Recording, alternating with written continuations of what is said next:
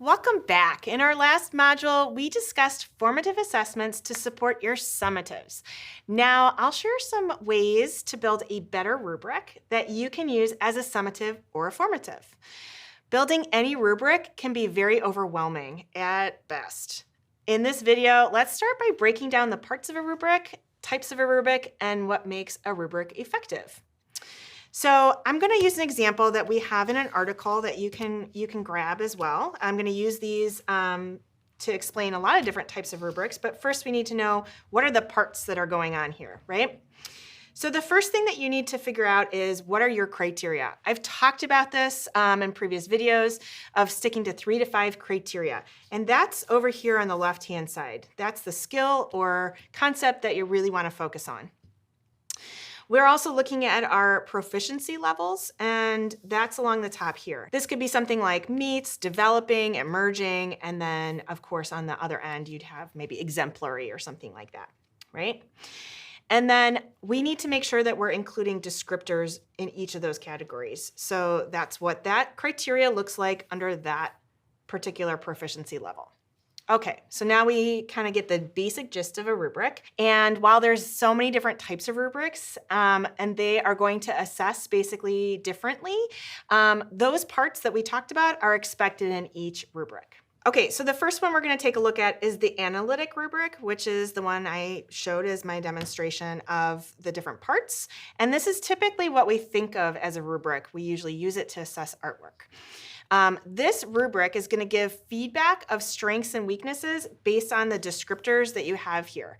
You may not get the most consistent rating across teachers. For example, criterion or criteria might be different from teacher to teacher, or the descriptions might be a little different. So we need to always be careful. That plays into that PLC process, as I mentioned before, or working with teammates to ensure teacher bias.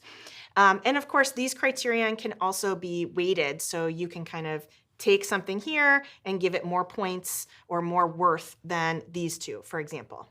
All right, the next one up is the single point rubric, which is pretty much our analytic rubric, except it only focuses on one proficiency descriptors. So you have the same criterion, you still have proficiency at the top, your levels, and then you're typically just describing the meets category. Anything on the other sides is usually left blank, and it gives students basically an idea of just where they're gonna go. Another example of an important rubric is the developmental rubric, and this looks very similar to this as well, except for the criterion is more focused on the development of a skill rather than the outcome expected. So an example of this is like using scissors in the kindergarten room, right? So the criterion would be something like, can students use scissors to cut out a shape? And the different descriptors would relate back to what kinds of shape maybe. So for example, a student meeting that would maybe be able to cut out a square, a circle, triangle, and a student that is in the exceptional area might be making complex shapes like organic or maybe people or something like that. And then maybe on the other end, we're looking at, can the student cut a line, for example. So that's all about the development and not about the artwork itself.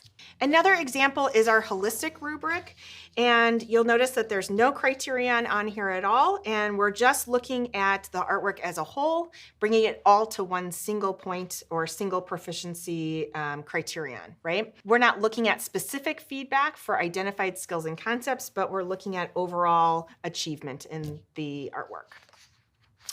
And then lastly, another example, this is from our Flex curriculum as well. Again, something that you can create on your own if you don't have access to that, is a checklist. I just thought this was a great example because you can literally use this, like I said, as those formatives along the way. But we're listing the expectations. Did a student do this? Did they not do this? It's good for quick checks in progress or process, and it supports our summative expectations. All right, so now that we can look at all these different types of rubrics, let's take a look at what characteristics make an effective rubric. So we have a resource that you can download. It's called Checklists for Writing Effective Rubrics. So let's take a look at a few of these categories and make sure that they are making sense to you. All right, so the first thing that we're looking at is the rubric actually aligned to the objectives of the project or assignment? So we looked at that in our last module on how to align all of these areas. And then how are we actually taking the rubric and limiting to 3 to 5 essential criterion? Remember that when we are listing a ton of different criteria for our students, it's just gonna be really overwhelming. So we wanna pick out just a few, 3 to 5 essential criteria. All right, is your rubric valid? Now this is really important because, and we're gonna talk about this more later, but how do we know that what we're actually assessing is what we want the outcome to be, right? And so we wanna make sure we're not assessing other things that like behavior or maybe some late work, things like that, within that particular artwork rubric. The other thing that we need to think about with rubric validity is truly if another teacher came into my classroom and used this rubric to assess my student artwork, are they going to get the same outcome or results, the same data as what I'm coming up with as a teacher? Do the students have a chance to review the rubric prior to or during the project? So this is a biggie because it's really important that students are always in the know of what our goals and outcomes are. And sometimes we don't always write the full rubric right from the beginning. And that's okay. I mean, I know that there's different philosophies on that as well, but sometimes we need to just be adjusting and responsive in our teaching practice throughout the creating phase. And so we want to make sure that our students have seen that, know the expectations, and if we adjust, we're talking to them about that and what that looks like.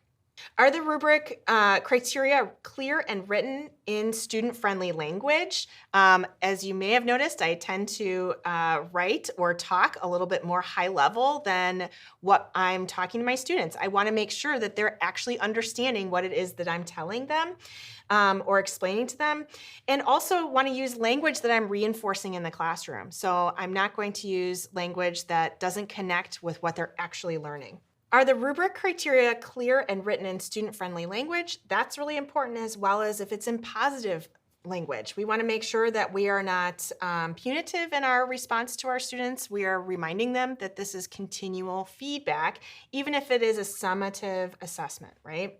So we want to use language that reinforces what we talk about in the classroom, how we talk about our artwork, and we also want to talk about it in a way that they'll understand developmentally, and reminding them that these are areas of growth and not necessarily I can't do this or I didn't do this. It should always be student did this and what that looks like. And then when we're looking at the performance indicators, those descriptors, we want to make sure that students feel successful with the language that's there. We want to make sure that they can see where there could be areas of improvement, so explaining that within that, and making sure that students can also push themselves with that language. They can understand what it takes to move that next step.